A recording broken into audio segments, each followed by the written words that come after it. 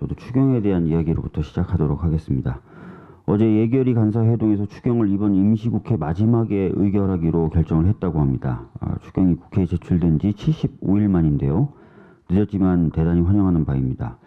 IMF와 같이 자유시장 경제를 상징하는 국제기구에서도 우리 정부의 추경 편성 및 집행을 여러 차례 권고한 바 있습니다.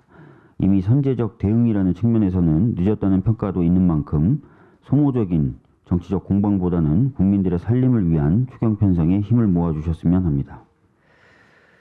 윤석열 후보자에 대한 인사청문회 마쳤습니다. 야당이 애초에 제기했던 대부분의 의혹들은 해소되었습니다. 이제 남은 건 윤우진 사건 관련 의혹입니다. 윤우진 사건 관련 의혹의 경우에도 처음에 야당은 수사 외압이 있었다라고 의혹을 제기했었으나 이제 수사 외압에 대해서는 얘기를 안 하고 있습니다. 다만 2012년도에 기자와 한 이야기하고 엊그저께 있었던 청문회에서 한 이야기가 다르다라는 부분만 이야기하고 있습니다. 이 부분에 대해서 좀 자세히 말씀드리도록 하겠습니다.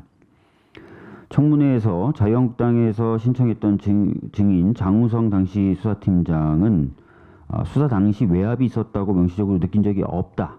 그리고 특히 윤석열 후보자가 관여되었다는 점은 전혀 확인된 바가 없다고 증언하면서 이남석 변호사의 문자에 대해서는 당시 문자에 윤석열이라는 것이 들어있지 않았고 윤 과장으로 명시되어 있었던 것으로 확인된다라고 이야기를 했습니다. 그리고 윤 과장이 윤석열로 특정되지도 않으며 추가로 특정하기 위해서 확인한 자료도 없다라고 증언을 했습니다. 윤우진 사건을 수사했던 주체가 야당의 증인으로 나와서 선서까지 하고 한 말이기 때문에 위 증언은 대단히 신빙성이 높다고 보아야만 합니다. 이런 증언에다가 첫째, 기자회견을 통해 자신이 윤우진에게 변호사를 소개했다고 밝힌 윤대진 검찰국장은 이 문자가 보내졌을 무렵에 부장이 아닌 상태에서 대검 중수부 과장이었습니다. 두 번째로 이남석 변호사의 문자가 보내졌을 무렵으로 추정됐을 때 윤석열 후보자는 부장이면서 중수부 과장을 겸임하거나 혹은 그냥 중앙지검의 부장이었을 때입니다.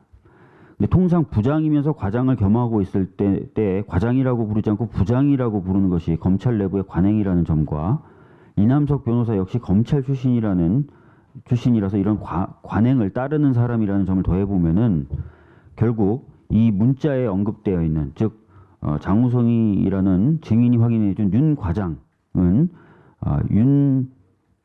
윤석열이 아니라 윤대진 검찰국장이라고 보는 것이 맞습니다.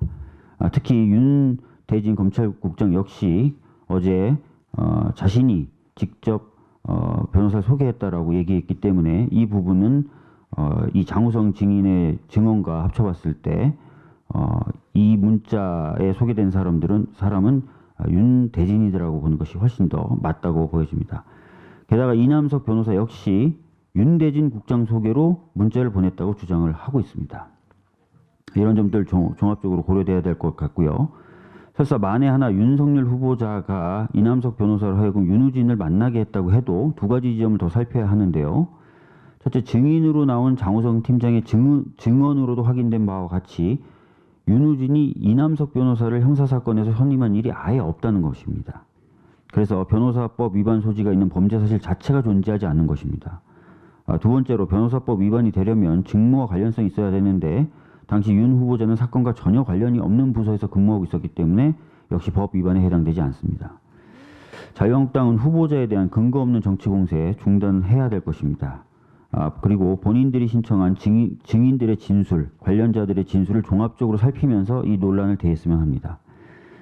그리고 검찰개혁은 국민들께서 문재인 정부의 제1의 과제로 뽑은 요구인 만큼 국회 사법개혁 논의에 동참해야 할 것입니다. 어제 비교섭단체 대표 발언에서 유성엽 원내대표님께서도 국민소환제 도입을 말씀하셨습니다. 우리 당 이인영 원내대표님도 이미 교섭단체 대표연설에서 국민소환제 도입을 제안했고 오신환 바른미래당 원내대표 역시 긍정적으로 검토할 필요가 있다고 말씀하셨습니다.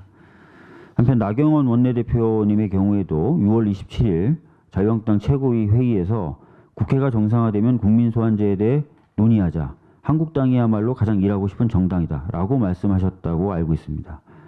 자, 이제 국회가 정상화되었고 정개특위가 연장된 만큼 국민소환제에 대한 논의를 본격적으로 시작해야 되지 않겠습니까? 더불어민주당 국회개혁특위 위원장에 선임된 저로서도 가장 시급한 과제 중 하나가 국민소환제라고 생각하고 있습니다. 늦어도 올해 내에 국민소환제를 통과시켜서 국회에 대한 뿌리 깊은 불신과 정치 혐오를 조금이나마 개선하는 계기를 만들 것을 이 자리를 빌어 제안드립니다. 이상입니다.